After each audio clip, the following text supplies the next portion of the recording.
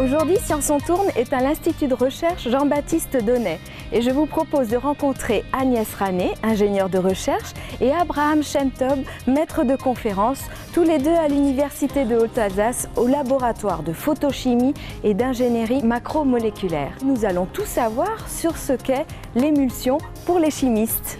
On y va! 2015, c'est l'année de la lumière en France, donc c'est l'occasion de vous présenter ce qui représente un des axes de développement majeurs de notre laboratoire, l'utilisation de l'énergie lumineuse pour déclencher des réactions chimiques. Donc nous, ici au laboratoire, on s'intéresse à une catégorie un peu particulière de réactions donc dites photochimiques. Il s'agit des polymérisations ou photopolymérisations, c'est-à-dire l'ensemble des réactions qui vont conduire à la formation d'un polymère.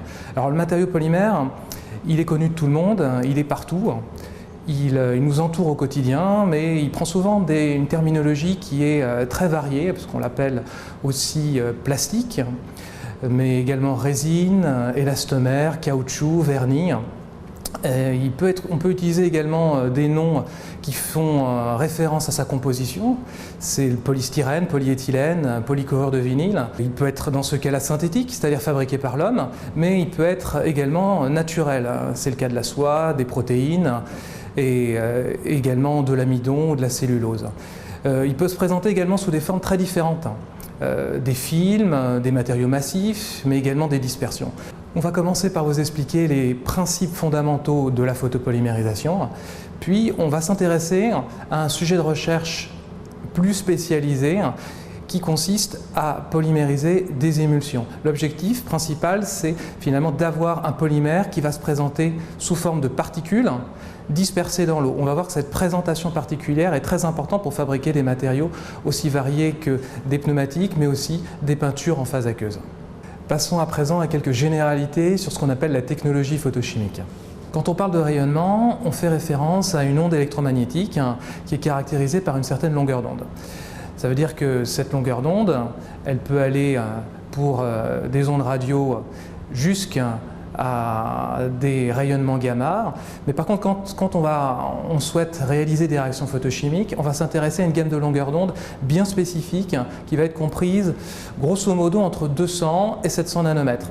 Ça veut dire qu'entre 400 et 700 nanomètres, on est dans le domaine du visible, et entre 200 et 400 nanomètres, on sera dans le domaine de l'ultraviolet ou l'UV. Alors, on ne perçoit pas le rayonnement UV parce que nos yeux vont filtrer ce rayonnement, principalement au niveau des lentilles de l'œil, qui sont le cristallin et la cornée. Une réaction photochimique va procéder toujours de la même manière. Elle va nécessiter une substance qu'on va appeler chromophore et qui va absorber la lumière.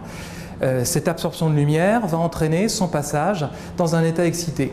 Cet état excité, c'est une sorte finalement d'état où la molécule va être dans un excès énergétique qui va favoriser sa transformation chimique. Et là, deux choses sont possibles. Soit finalement cette molécule, cet état excité va évoluer vers un état stable, thermodynamiquement, soit finalement elle va se transformer chimiquement vers un réactif qui pourra entraîner une nouvelle réaction chimique. Et on va voir que dans le cas d'une photopolymérisation, c'est exactement ce qui se passe.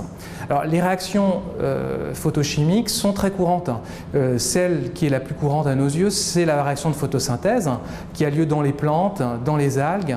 Elles font appel à, comme composés absorbants, des chlorophylles qui se trouvent à l'intérieur de la plante et qui vont permettre donc d'absorber la lumière et de transformer le CO2 et l'eau à la fois en dioxygène et également en glucides. Ces glucides seront utilisés dans un second temps pour fabriquer toute la biomasse. Alors nous ici, finalement, quand on fait de la réaction, une réaction photochimique, on copie la nature, on s'inspire de la nature, on va faire exactement la même chose, à la fois pour fabriquer des molécules complètement nouvelles et soit également pour pouvoir finalement simplifier une réaction ou obtenir des rendements plus importants. Il y a deux exemples de réactions photochimiques qui sont mises en œuvre à l'échelle industrielle.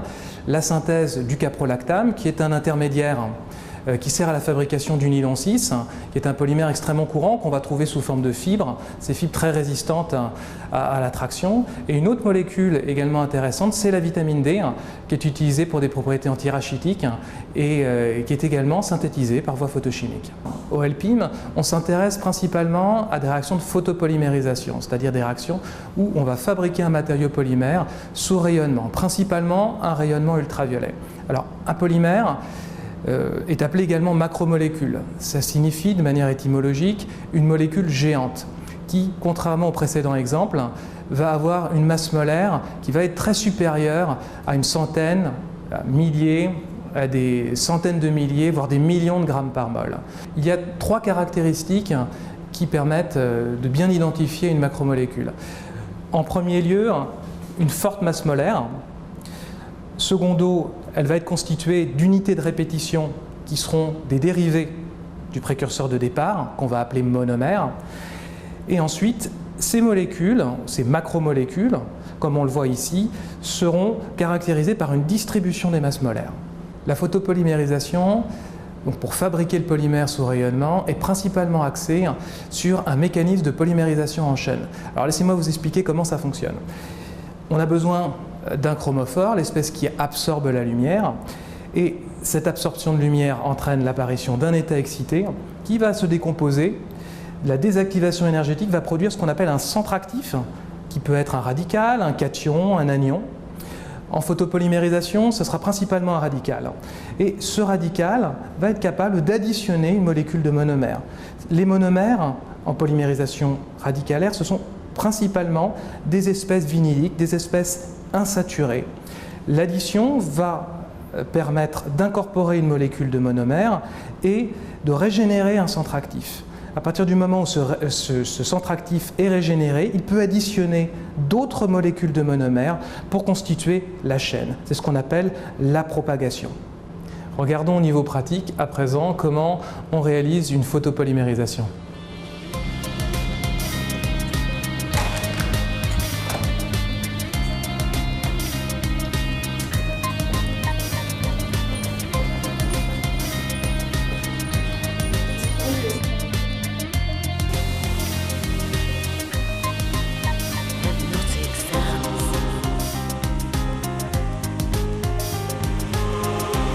On va déposer sur une plaque de verre le monomère et photoamorceur qui vont former un mélange homogène, sans solvant.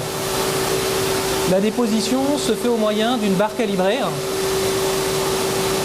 afin d'obtenir donc un film qui est liquide et qui fera grosso modo quelques dizaines de micromètres d'épaisseur.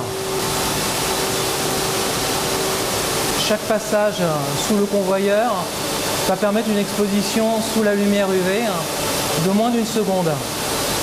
C'est l'irradiation UV qui va permettre la décomposition du photoamorceur et l'amorçage de la polymérisation. Après seulement 5 passages sous le convoyeur UV, notre film est passé de l'état liquide à l'état solide. C'est le premier signe qu'une réaction de photopolymérisation a eu lieu. Que s'est-il passé lors de cette réaction de photopolymérisation? On peut le schématiser de la manière suivante. On est parti finalement d'un film qui va contenir notre monomère, notre photoamorceur, et sous irradiation UV, puisque notre monomère contient plusieurs groupements réactifs, ce n'est pas un polymère linéaire qui est formé, c'est un polymère qui va être réticulé. Ça signifie qu'on va former un réseau tridimensionnel. On peut imaginer finalement une sorte de toile d'araignée en 3 dimensions. Les avantages de ce procédé de photopolymérisation sont les suivants. On dépose un monomère et un photoamorceur, donc sans aucun solvant, sans aucun composé organique volatile. C'est le premier point. Le second point, c'est que c'est un procédé qui est très rapide. On peut obtenir donc un film solide en l'espace de quelques secondes. Troisième point, la réaction est réalisée à température ambiante, il n'est pas nécessaire de chauffer. Dernier point, on obtient un réseau et la grande densité de réticulation permet de conférer au film des propriétés de résistance au solvant, c'est ce que nous allons voir à présent. Une propriété importante des photopolymères réticulés, c'est leur résistance chimique. Cette résistance chimique est liée à la densité de réticulation du réseau qu'on vient de former. Une simple expérience, on utilise de l'acétone, qui est un solvant organique courant qu'on trouve dans les quincailleries par exemple. Si on asperge notre film d'acétone, on voit finalement que le film n'est pas du tout affecté, ce qui montre sa résistance chimique, ce qui peut tout à fait être intéressant donc dans des vernis qui viendraient protéger des meubles. La réticulation UV, la photopolymérisation, c'est aujourd'hui une technique d'avenir pour tout ce qui concerne les revêtements dits organiques. Et donc les applications vont concerner tout un panel, à commencer par les encres, comme dans des magazines comme celui-ci. Elles vont concerner également tout ce qu'on appelle vernis de surimpression. Alors ça va être le glaçage, par exemple, ou également tout ce qu'on appelle le suremballage. La dernière application de la photopolymérisation va concerner tout ce qui est revêtement industriel pour des substrats sensibles tels que le bois ou le plastique. Dans le cas du bois, on formera des vernis pour protéger par exemple des parquets ou du bois massif. Notre idée était de remplacer le film de monomère par une émulsion de monomère, c'est-à-dire des gouttelettes de monomère qui seraient dispersées dans l'eau. Donc pour pouvoir préparer une émulsion, il me faut au départ deux liquides qui sont non miscibles. Monomère et eau, ce sont des exemples. Pour faire un peu plus simple et pour des raisons de toxicité, on va préférer travailler avec un système huile-eau. Donc ce que vous voyez ici jaunâtre, c'est de l'huile de colza et dans l'autre bécher, il s'agit de l'eau. Ce qu'on voit ici, c'est la non-miscibilité de l'huile, qui joue le rôle finalement de monomère ici, et de l'eau. Eau et huile sont non miscibles.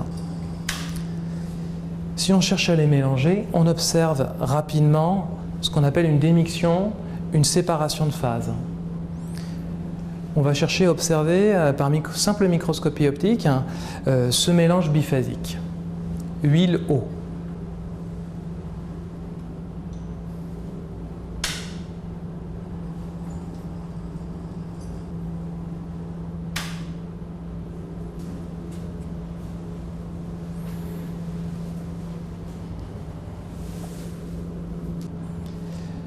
Nous avons ici un système biphasique eau-huile qu'on ne peut pas qualifier d'émulsion en ce stade, puisque il est fortement instable, on a observé une démiction très rapide, et d'autre part la distribution en taille est très large, elle va de quelques centaines de micromètres à plusieurs millimètres. Huile et eau, donc deux liquides non miscibles, ne sont pas suffisants pour former ce qu'on appelle une émulsion. On va avoir besoin d'un troisième composant qui est un tensioactif. Son autre nom, c'est un savon, en anglais on parle de surfactant, un agent de surface. Son rôle va être double. Diminuer l'énergie interfaciale, c'est-à-dire l'énergie nécessaire pour fabriquer de l'interface, c'est-à-dire multiplier le nombre de gouttelettes d'huile dans l'eau. Et son second rôle sera celui de stabilisant, c'est-à-dire de former un pare-choc à la surface des gouttelettes pour éviter qu'elles ne coalescent, c'est-à-dire qu'elles ne fusionnent comme on a pu l'observer dans le cas précédent. Le tensioactif ici, c'est le sodium dodécylsulfate. Et on peut voir déjà avec nos propres yeux que les grosses gouttelettes qui étaient présentes dans le système précédent semblent avoir disparu. En réalité, elles ont été fractionnées en entités plus petites qui ne sont pas visibles à l'œil nu. On remarque deux changements notables. Le premier, c'est la disparition des plus grosses gouttelettes qui ont pu, grâce au stabilisant, être fractionnées en entités plus petites. Le deuxième phénomène observé, c'est une distribution en taille de gouttelettes qui est plus uniforme grâce à l'ajout du tensioactif. On se rapproche d'une émulsion, mais il nous manque un dernier élément qui est l'énergie d'homogénéisation. On possède maintenant toutes les clés pour former une émulsion.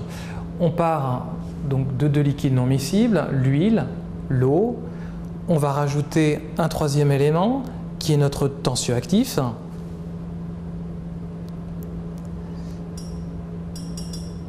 La dernière partie consiste à apporter une forte énergie d'homogénéisation. une énergie qui sera supérieure à celle apportée par la simple rotation d'un barreau aimanté. Cette énergie est nécessaire pour fractionner finement les gouttelettes.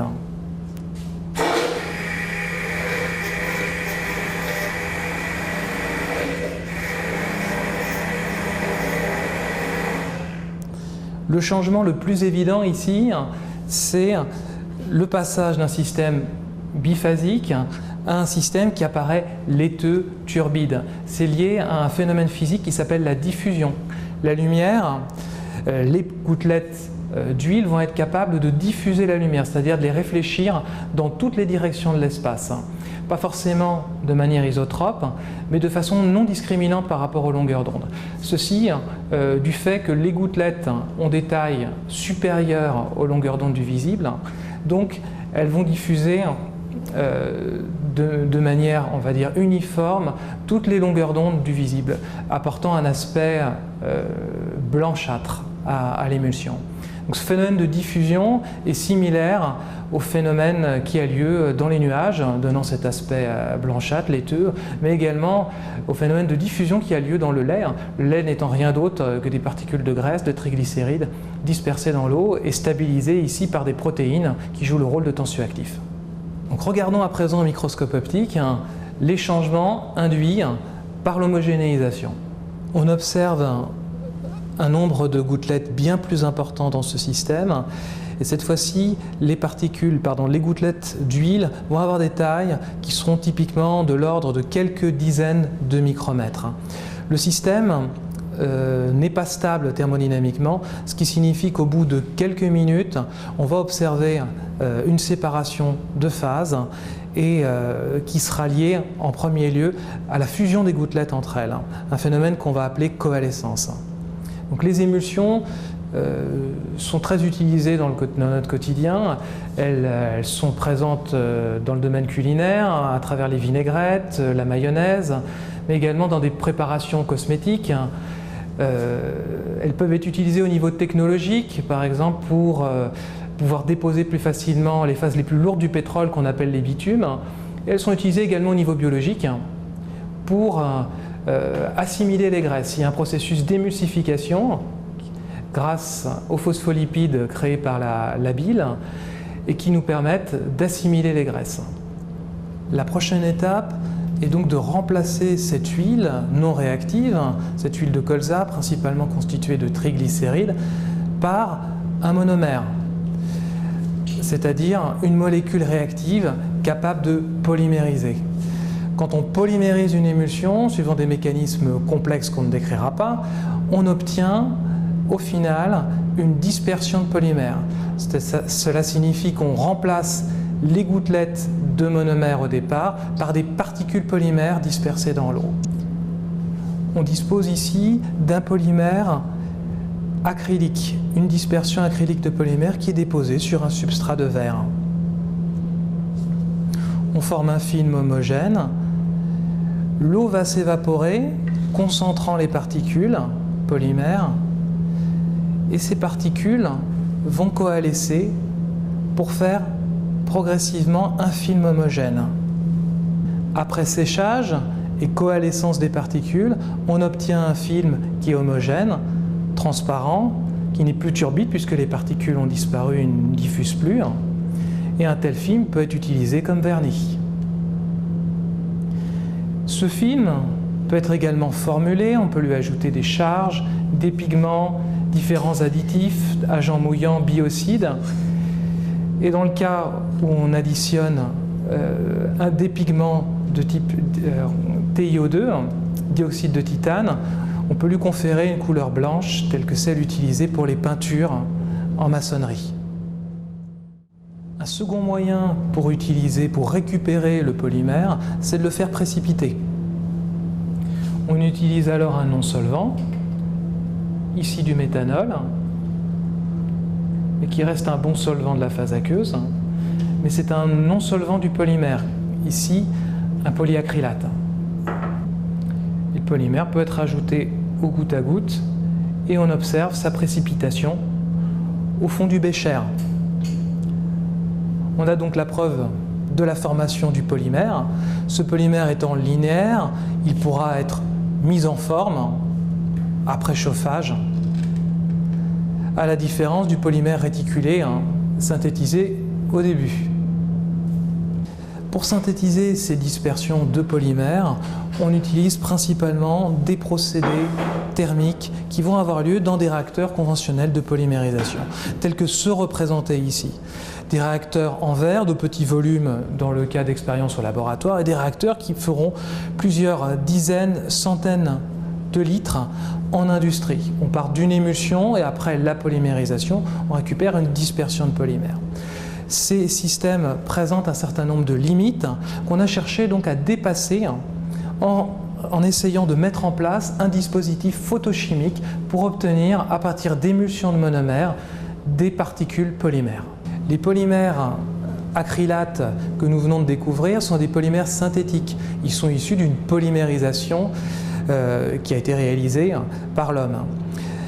Cette polymérisation en dispersion peut être réalisée également naturellement dans des arbres qui s'appellent les Hevea brasiliensis. Ce sont des arbres qui se trouvent principalement en Asie du Sud-Est et qui produisent au niveau de l'écorce un polymère qui s'appelle latex naturel, qui est en fait du polyisoprène 1,4,6 présent sous forme de particules de taille micrométrique.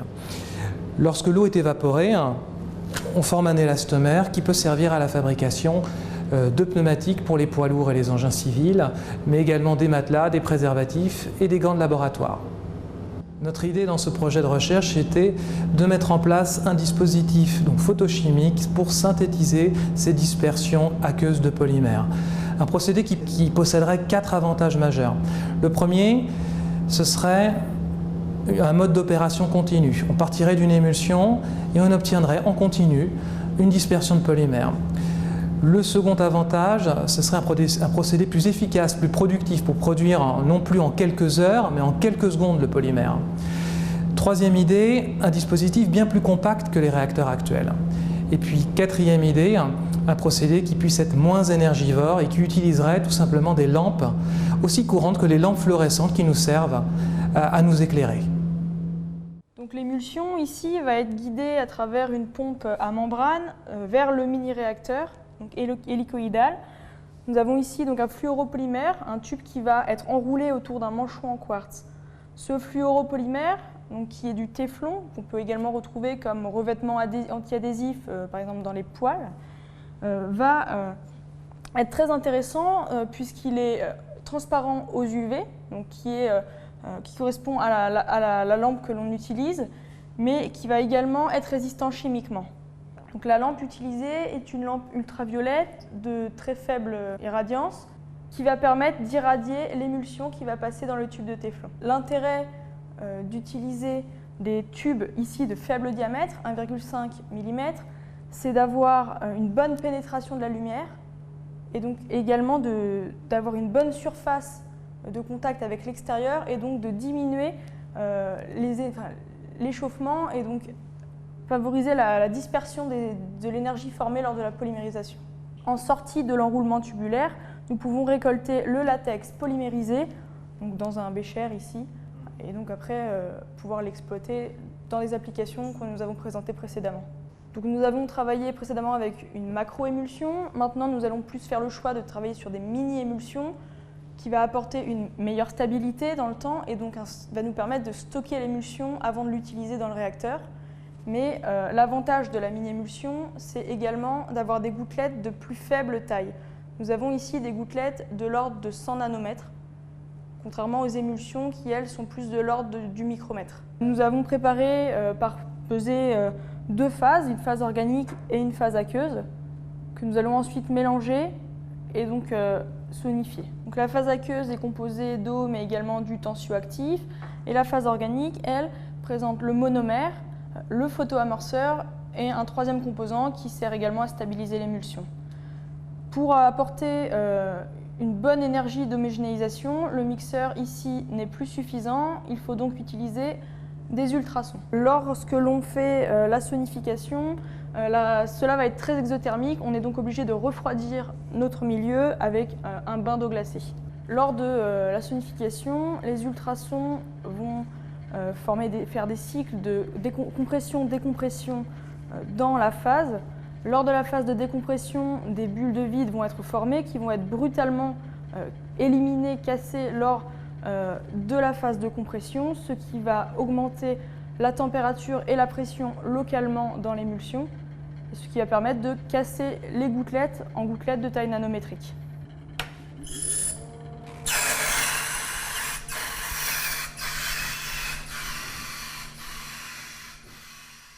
Une fois la sonification terminée, je vais récupérer donc, la mini-émulsion qui maintenant est formée afin de pouvoir la passer dans le photoréacteur tubulaire.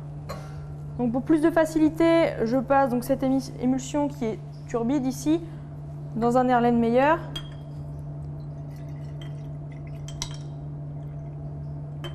Je vais simplement, afin de protéger la mini-émulsion des rayonnements de la lampe, la protéger avec de l'aluminium.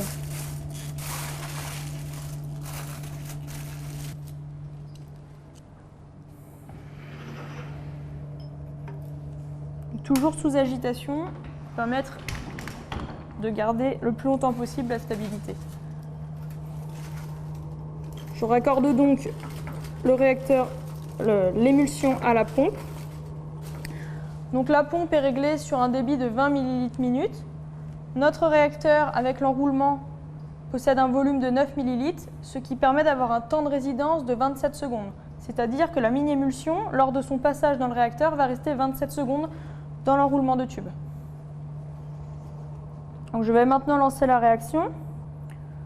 Donc ici, on voit bien que le liquide circule dans le tuyau et au fur et à mesure est irradié par la lampe qui est située dans le manchon en quartz, donc à égale distance de toutes les parties du tube.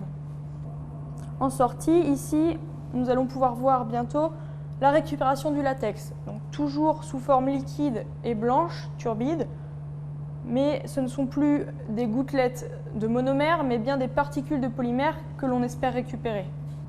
L'avantage de cette polymérisation continue est qu'elle est rapide, puisque 27 secondes pour polymériser 9 ml de polymère, c'est très rapide, et cela nous permet de recharger continuellement en monomère à l'entrée.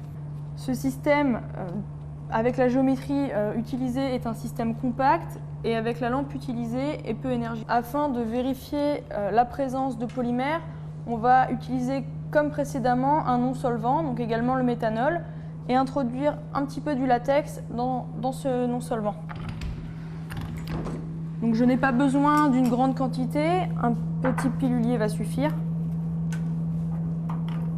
Je vais donc y verser quelques gouttes du latex formé.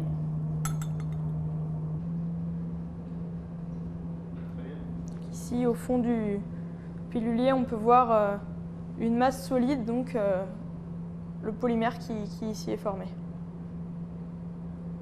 Donc le polymère formé est ici le polybutylacrylate qui rentre dans la composition de peinture ou de revêtement adhésif. On voit donc qu'à travers ce nouveau dispositif de photopolymérisation dans un mini-réacteur, on a pu dépasser les deux principales limitations de la photopolymérisation actuellement, celle qui concerne les films, puisqu'on peut polymériser ici des émulsions. Et la deuxième limitation était les polymères réticulés, puisqu'on obtiendra, dans le cas de polymérisation d'émulsions, des polymères linéaires. Donc on a un système qui est à la fois éco-efficient, compact, peu énergivore. J'espère que toutes ces explications ont été à la fois intéressantes et vous seront utiles dans le futur. On peut passer à la deuxième partie dans laquelle je répondrai à vos questions.